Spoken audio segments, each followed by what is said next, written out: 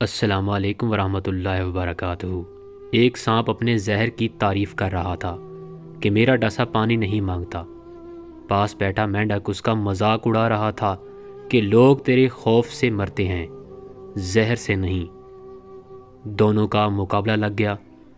طے یہ پایا کہ کسی راہگیر کو سانپ چھپ کے کاٹے گا اور مینڈک سامنے سے آئے گا، دوسرے راہگیر کو مینڈک کاٹے گا اور سانپ سامنے آئے گا۔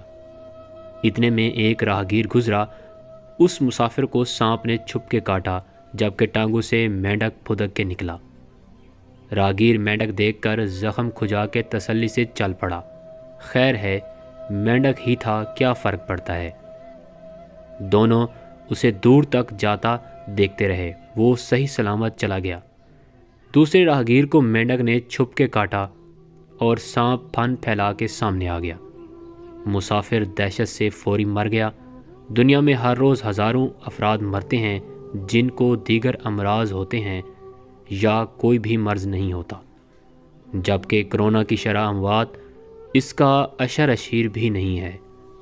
خدا را سوشل میڈیا پر مایوسی مت پھیلائیں۔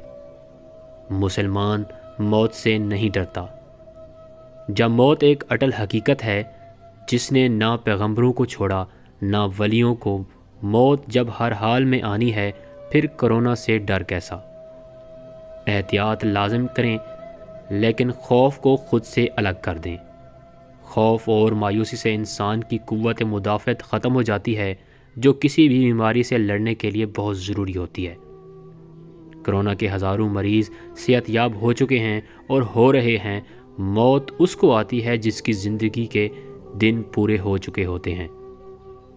کرونا چھوت کا مرض ہے، ایک دوسرے سے لگتا ہے۔ احتیاط ضرور برتیں لیکن اس خوف کو ذہن میں بٹھا کے موت سے پہلے اپنی زندگی کو موت سے بدتر نہ کریں۔ جینے کی امنگ خود میں پیدا کریں تو کوئی وائرس آپ کا کچھ نہیں بگاڑ سکتا۔ آواز خلق نکارہ خدا اللہ وہی دے گا جس کی اللہ سے امید رکھتے ہو۔ اللہ تعالیٰ کی شان ہے کہ وہ آپ کی امنگوں پر پورا اترتا ہے۔ اچھی امید رکھو گے تو اچھا ہوگا۔